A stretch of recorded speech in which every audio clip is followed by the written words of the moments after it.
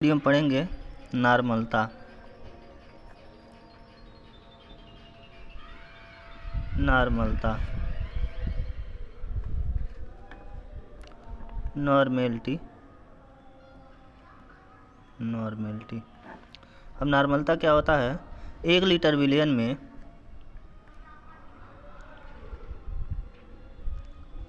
1 litre विलियन में विलीन ग्राम तुल्यांकों की संख्या, ग्राम तुल्यांकों की संख्या नॉर्मलता कहलाती है। नॉर्मलता कहलाती है। इसे कैपिटल एन से प्रदर्शित करते हैं। तो कैपिटल एन इक्वल टू विलेय के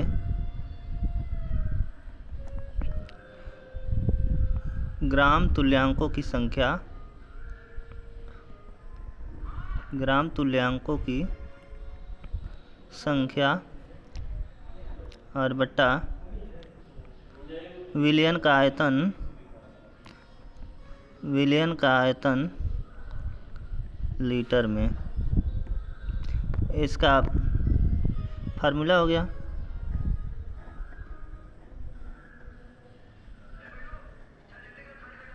कैपिटल एन इक्वल टू,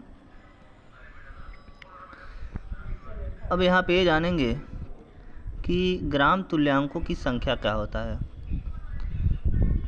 ग्राम तुल्यांकों की संख्या, इसे मास और इक्विवेलेंट मास। यदि कोई रिएक्शन है, यदि कोई अभिक्रिया है, जैसे H2SO4 प्लस NaOH और गिब्स Na2SO4 प्लस H2O, यह एक सिंपल रिएक्शन है। अब इस रिएक्शन में यह नहीं पता चला है कि कौन कौन कितना कितना मोल से रिएक्ट किया है। ये तब तक पता नहीं चल सकता है कि जब तक यह समीकरण संतुलित न हो जाए। अब इस समीकरण को संतुलित करने के लिए यहाँ 2 से गुणा कर देंगे तो Na कंप्लीट हो गया, और यहाँ 2 से गुणा कर देंगे तो हाइड्रोजन ऑक्सीजन कंप्लीट हो गया। अब ये रिएक्शन जो है कंप्लीट हो चुका है। तो इसमें ये देखेंगे कि H2SO4 का 1 मोल है और NaOH का 2 मोल है। यह दोनों मिल करके इसका 1 मोल बनाए Na2S सोडियम सल्फेट का, और जल का भी 2 मोल बनाए। तो यानी इसका 1 मोल और इसका 2 मोल। लेकिन अगर ये कहें कि ग्राम तुल्यांकों की संख्या कभी भी 1-1 मोल ही होती है। अगर H2SO4 है तो इसका भी ग्राम तुल्यांकों की संख्या 1 मोल, इसका भी ग्राम तुल्यांकों की संख्या 1 मोल, सबका 1-1 मोल से ये रिएक्ट करता है। जैसे यहाँ पे H2 और प्लस N2, ये दोनों सीधे मिलता है तो अमोनिया बनाता है। लेकिन यहाँ पे ऐसे पता नहीं चलेगा जब तक इसको हम बैलेंस नहीं करेंगे। तो बैलेंस के लिए यहाँ 2 से गुणा कर देते हैं और यहाँ भी 2 से गुणा कर देते हैं। अब कंप्लीट हो गया 3H2। अब ये कंप्लीट हो गया, तो यानी इसका 3 मोल है और इसका 1 मोल है, तब जाकर 2 मोल अमोनिया बनाए हैं। लेकिन अगर ये कहा जाए कि हाइड्रोजन का 1 ग्राम तुल्यांक की संख्या और सोडियम के 1 ग्राम तुल्यांकों की संख्या, 1 ग्राम तुल्यांक जो है अमोनिया का बनाए हैं, तो ये इसकी होती है नॉर्मलता। और किस कंडीशन में?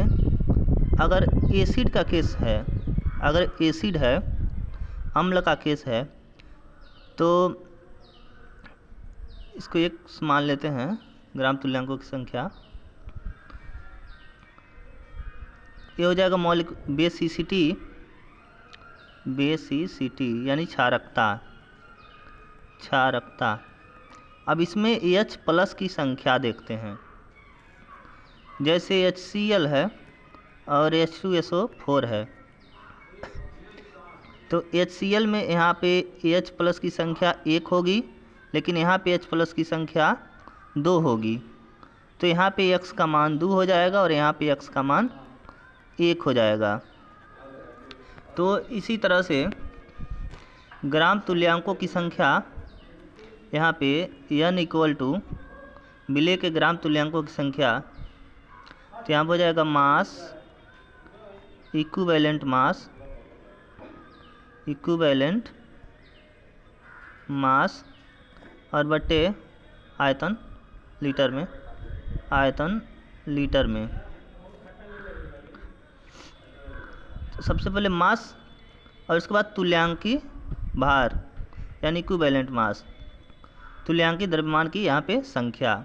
तो वही तुल्यांकी द्रव्यमान यहाँ पे निकाला जा रहा है, जैसे H2SO4 में 2 और यहाँ पे HCl में यहाँ पे 1। अब यहाँ पे एक क्वेश्चन ले लेते हैं। यदि 0.98 ग्राम H2SO4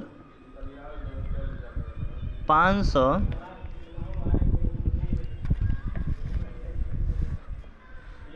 ml जल में, 500 ml जल लिखे हैं बिलियन,